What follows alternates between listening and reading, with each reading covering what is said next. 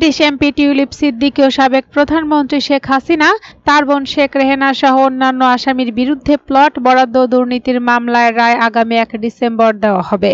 সাবেক city minister টিউলিপকে ঘিরে গঠিত এই মামলাকে যুক্তরাজ্যের 5 জনের শীর্ষস্থানীয় আইনজীবী সাজানো এবং অন্যায্য বলে মন্তব্য করেছেন। যুক্তরাজ্যে বাংলাদেশের রাষ্ট্রদূতকে লেখা এক চিঠিতে তারা বলেছেন, সাবেক প্রতিমন্ত্রী টিউলিপ সিদ্দিক এই মামলা লড়ার ন্যূনতম অধিকারও পাননি। বাংলাদেশে চলমান মামলাকে পরিকল্পিত হিসেবে বর্ণনা করা হয়েছে চিঠিতে। ব্রিটিশ আইনজীবীদের এই দলে চেরি ব্লেয়ার কেসি, ফিলিপ স্যান্ডস কেসি ও জিফ্রে রবার্টসন কেসি রয়েছেন। ব্রিটিশ গণমাধ্যমটির প্রতিবেদনে বলা হয়, এই আইনজীবীদের দাবি, টিউলিপ তার মামলায় স্বাভাবিক অধিকার পাননি। অভিযোগ সম্পর্কে পূর্বে জানানো হয়নি এবং তার আইনি প্রতিনিধিত্বের সুযোগও সীমিত করা হয়েছে। তাদের অভিযোগ, টিউলিপ যে আইনজীবীকে নিয়োগ করেছিলেন তাকে গৃহবন্দী করা হয়েছে। তার মেয়েকেও হুমকি দেওয়া হয়েছে। গত আগস্টে শেখ হাসিনা ক্ষমতাচ্যুত হওয়ার পর টিউলিপ, তার মা, ভাই, বোন সহ একাধিক ব্যক্তির বিরুদ্ধে দুর্নীতির মামলা হয়। অভিযোগ রয়েছে, হাসিনার প্রভাব ব্যবহার করে পূর্বাঞ্চলে তার মায়ের জন্য প্লট নিয়েছিলেন টিউলিপ, যদিও তিনি অভিযোগ অস্বীকার করেছেন।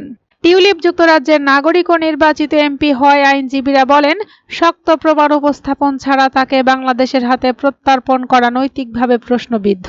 তাদের ভাষ্য, তিনি পলাতক নন এবং স্বাভাবিক আইনি লড়াইয়ের অধিকার তার প্রাপ্য। দুর্নীতির অভিযোগ ওঠার পর যুক্তরাজ্যে ব্যাপক সমালোচনার মুখে জানুয়ারিতে মন্ত্রিত্ব ছাড়েন টিউলিপ। পদ ছাড়ার সময় তিনি জানান, সরকারের কাজে মনোযোগ ধরে রাখতে চান বলেই সরে দাঁড়িয়েছেন। এমন বিবৃতির পরপরই বাংলাদেশ ফেসবুক, টুইটার এবং অন্যান্য প্ল্যাটফর্মে শুরু হয় তীব্র প্রতিক্রিয়া। বহু নেটিজেন প্রশ্ন তুলেছেন, টিউলিপ সিদ্দিকের বিরুদ্ধে যখন প্লট জালিয়াতির স্পষ্ট অভিযোগ রয়েছে, তখন হঠাৎ ব্রিটিশ আইনজীবীরা কেন তার পক্ষ নিচ্ছেন?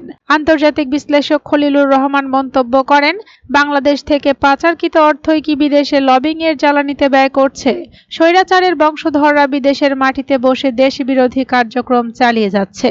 রাজনৈতিক বিশ্লেষক জোবায়ের হোসেন বলেন, বাংলাদেশে দীর্ঘদিন ক্ষমতাসীন শক্তিধর রাজনৈতিক পরিবারের সদস্য হিসেবে টিউলিপের প্রভাব সব সময় আলোচনায় ছিল। সেই প্রভাব আন্তর্জাতিক পরিমণ্ডলে ব্যবহৃত হচ্ছে কিনা তা নিয়েও চলতে থাকে বিতর্ক।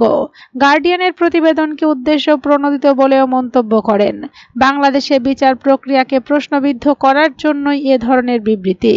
এদিকে সরকারের ঘনিষ্ঠ কয়েকজন আইন বিশেষজ্ঞ বলেছেন, বিচার প্রক্রিয়া বাংলাদেশের আদালতের ব্যাপার এবং বিদেশি ব্যক্তিদের মন্তব্যে এতে কোনো প্রভাব পড়বে না।